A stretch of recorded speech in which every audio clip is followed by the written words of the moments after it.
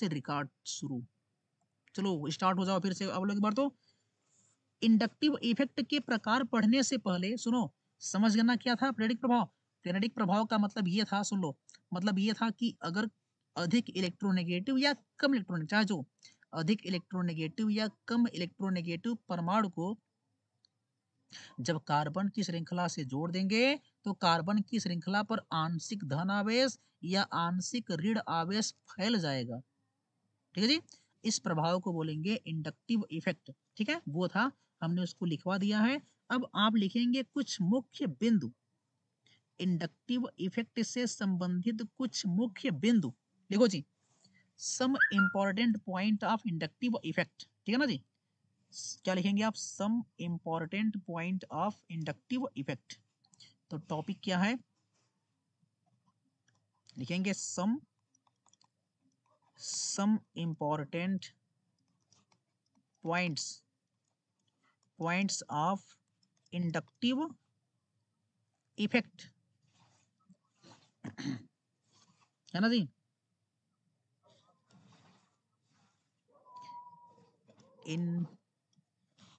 Inductive,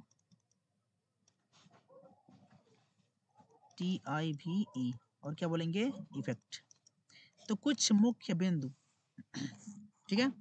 inductive effect, तो हम लोग इसको आई इफेक्ट कहते हैं, आई इफेक्ट भी कहते हैं। तो आई इफेक्ट के कुछ मुख्य बिंदु, पॉइंट वन लिखो तुरंत, पॉइंट वन लिखो कि इंडक्टिव इफेक्ट जो होता है एक परमानेंट इफेक्ट होता है, एक अस्थाई इफेक्ट होता है। समझ गए, तो क्या लिखेंगे, इट या इट्स अ परमानेंट इफेक्ट। ठीक है जी, यह एक अस्थाई प्रभाव होता है। इट्स अ परमानेंट इफेक्ट, यह एक अस्थाई प्रभाव होता है। ठीक है जी, इट्स अ परमानेंट इफेक्ट। हो गया, बढ़िया जी। अरे नहीं हुआ।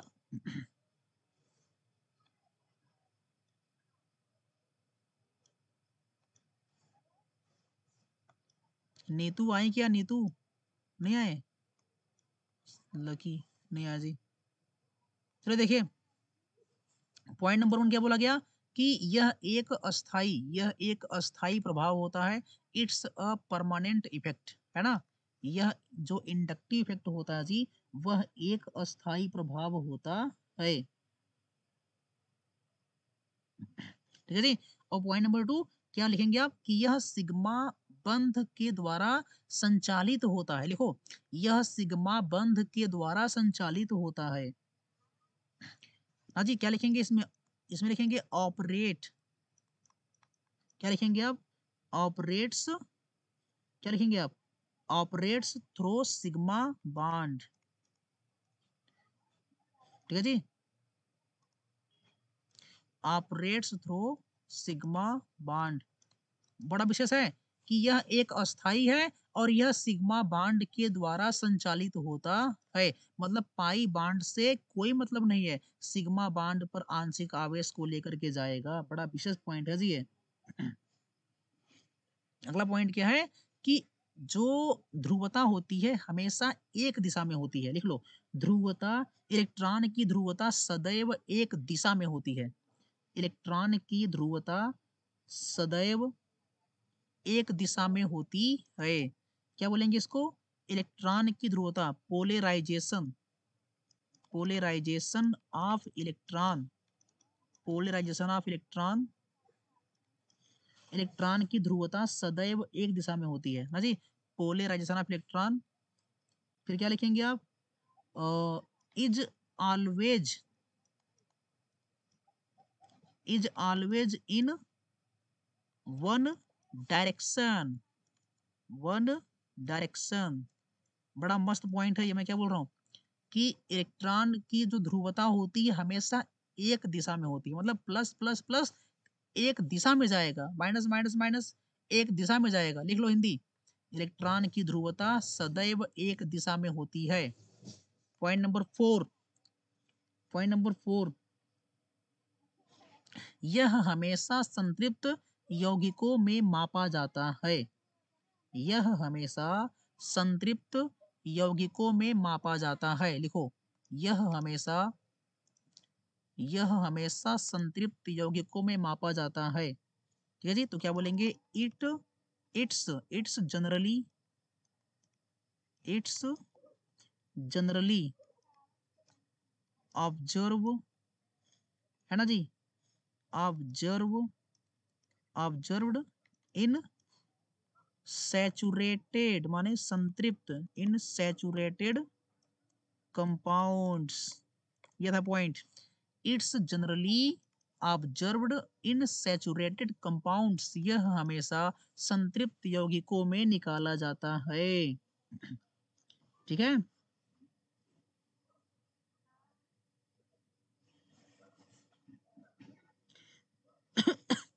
तो बस चार विशेष पॉइंट थे इसके लिए, चार विशेष पॉइंट है कि इसका लिख लीजिए आप कि ये क्या है। इट्स अ परमानेंट इफेक्ट, यह एक अस्थायी प्रभाव होता है। ऑपरेट्स थ्रू सिग्मा बॉन्ड, केवल सिग्मा बॉन्ड के द्वारा संचालित होगा। Polarisation of electron is always in one direction, है ना जी, जो ध्रुवता, इलेक्ट्रॉन की ध्रुवता जो होती है सदैव एक दिशा में होती है। कहाँ पर, इंडक्टिव इफेक्ट वाले कंडीशन में। It generally observe in saturated compounds, यह हमेशा संतृप्त यौगिकों में मापा जाता है या निकाला जाता है। संतृप्त यौगिकों में ही यह केवल ऑब्जर्व किया जा सकता है। ठीक है, असंतृप्त जहां पर डबल या ट्रिपल बॉन्ड होगा वहां पर इंडक्टिव इफेक्ट को नहीं निकाला जाएगा। लिख लो, जहां पर डबल ट्रिपल बॉन्ड होगा वहां पर इंडक्टिव इफेक्ट को नहीं निकाला जाएगा। तो ये हो गई मुख्य बातें। चले आगे फिर, चले आगे जी। तो इनकी जो मुख्य बातें थी कंप्लीट हो गई, है ना। इसकी मुख्य बातें कंप्लीट हो गई। चलेंगे जस्ट आगे, आप लोगों को, आप लोग इसको उतार लिए, लिख लिए हैं। अब आप देखेंगे टाइप्स ऑफ इंडक्टिव इफेक्ट। ठीक है, और मैं यहीं पर सिद्ध करूंगा दोनों को, पहले दोनों को साथ में रख करके सिद्ध करूंगा टाइप्स ऑफ इंडक्टिव इफेक्ट, फिर मैं अलग अलग बताऊंगा दोनों को। सुनो, तो अगला टॉपिक है types of inductive effect. Types of inductive effect, ये था जी। इंडक्टिव इफेक्ट के प्रकार, दो प्रकार का होता है, सुन लीजिए। एक को बोलेंगे पॉजिटिव इंडक्टिव इफेक्ट और एक को बोलेंगे नेगेटिव इंडक्टिव इफेक्ट। ठीक है, एक को बोलेंगे पॉजिटिव इंडक्टिव इफेक्ट और एक को बोलेंगे नेगेटिव इंडक्टिव इफेक्ट। समझ गए।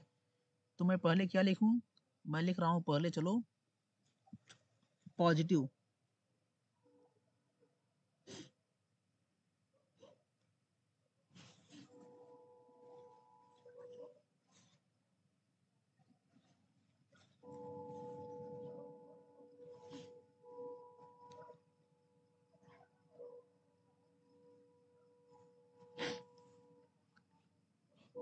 तो पहले पॉइंट का नाम रखेंगे आप positive inductive effect.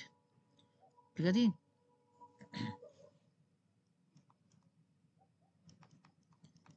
Positive inductive effect.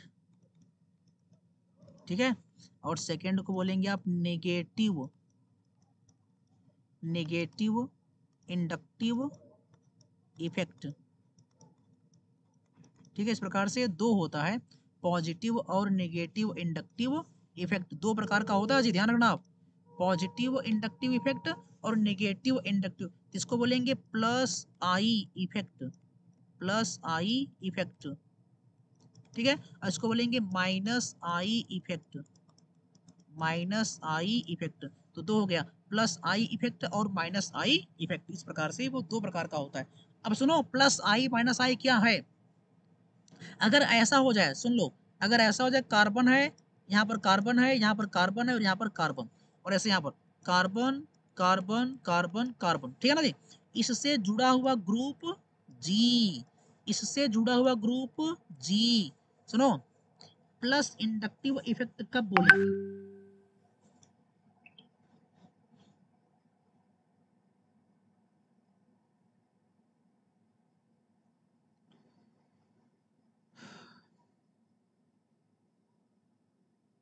चलो इसकी बात की जाएगी। अभी सब प्रेजेंट। ठीक है जी, ठीक।